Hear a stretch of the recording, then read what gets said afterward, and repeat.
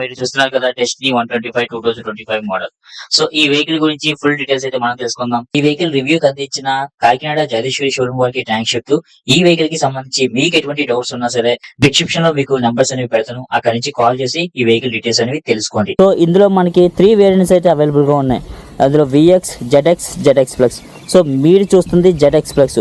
Positive lights అనేవి అందిస్తున్నారు. ఇది మనకి సిగ్నేచర్ హెచ్ సింబల్ అయితే కనిపిస్తుంది. అండ్ ఇందులోనే మనకి హై బీమ్, లో బీమ్ అయితే మనకైతే అవైలబుల్ చేస్తున్నారు.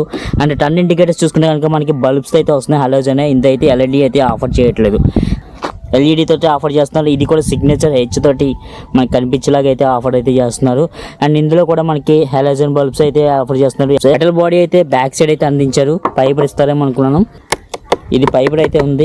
ఇదైతే మెటల్ బాడీ ఇచ్చారు, ఇది ఫైబర్ బాడీ అయితే అందించారు. వైట్ కలర్ వచ్చి కాపర్ క్రోమ్ ఫినిషింగ్ అయితే ఇక్కడ డిజైన్ అయితే ఇచ్చారు. రెట్రో క్రోమ్ స్టైల్ ఫినిషింగ్ అయితే అందిస్తున్నారు. ఇక మరొక ఫీచర్ చూసుకుంటే ఆటో క్యాన్సిలింగ్ వింకర్స్ అనేవి అందిస్తున్నారు.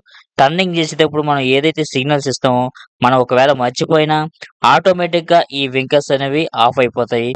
ఇక సీసీ విషయానికి వస్తే 124.6 cc ఇంజిన్ తోటి అయితే వస్తుంది. మాక్సిమం పవర్ చూసుకుంటే 9 bhp పవర్ వద్ద 7000 పీక్ ఆర్పిఎం అయితే ప్రొడ్యూస్ చేస్తుంది. ఇంకా మాక్సిమం టార్క్ చూసుకుంటే 10.4 న్యూటన్ మీటర్ వద్ద 5500 పీక్ టార్క్ అయితే మనకైతే ప్రొడ్యూస్ చేస్తుంది. ఈ వెహికల్ చాలా స్మూత్ గా ఉంది. ఇంజిన్ సైడ్ వైబ్రేషన్స్ లేవు, సౌండ్ లేదు. 125 cc ఈ వెహికల్ లో పవర్ అండ్ టార్క్ రెండు కూడా చాలా బాగున్నాయని చెప్పుకోవచ్చు. అండ్ సిటీ రైడింగ్ అయితే ది బెస్ట్ అని చెప్పుకోవచ్చు ఈ వెహికల్ చూసుకుని. Front side telescopic fork suspension అయితే అందిస్తున్నారు. రేర్ సైడ్ చూసుకున్నాక single coil spring hydraulic suspension అయితే అందిస్తున్నారు. ఇలా మొబైల్ హోల్డర్ పెట్టుకోవడానికి అండ్ ఛార్జింగ్ పెట్టుకోవడానికి ఛార్జర్ హోల్డర్ కూడా ఇవ్వడం అయితే జరిగింది. ఈ లెగ్ రూమ్ స్పేస్ ఏదైతే ఉందో ఇదైతే మనకి ఎక్కువ కనిపిస్తుంది. ఒక సిలిండర్ కూడా ఈజీగా పట్టే విధంగా ఈ స్పేస్ అనేది కనిపిస్తుంది. మరి అండర్ సీట్ స్టోరేజ్ విషయానికి వస్తే ఇంకా 18 లీటర్స్ అండర్ సీట్ స్టోరేజ్ అయితే ఇచ్చారు. మనం ఫ్యూల్ చేయించుకోవడానికి అయితే బ్యాక్ సైడ్ అయితే ఇవ్వడం అయితే జరిగింది. 162 గ్రౌండ్ క్లియరెన్స్ అయితే అందిస్తున్నారు. ఇంకా వెయిట్ చూసుకుంటే కనుక 115 kgs వెయిట్ అయితే ఇస్తున్నారు. సో డ్రైవ్ చేసినప్పుడు గానీ అండ్ స్టాండ్ వేసినప్పుడు గానీ నాకు అంత వెయిట్ అయితే అనిపించలేదు. 5.3 లీటర్స్ ఫ్యూయల్ ట్యాంక్ కెపాసిటీ అయితే మనకైతే ఇందులో అయితే ఇవ్వడం అయితే జరిగింది. Side stand engine cut off అయితే ఇవ్వడం అయితే జరిగింది.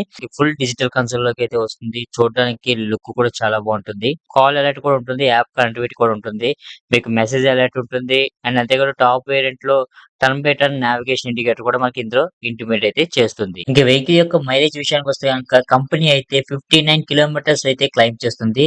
సో అది రియల్ టైమ్ లో మాక్సిమం 50+ అయితే గ్యారెంటీగా వస్తుంది.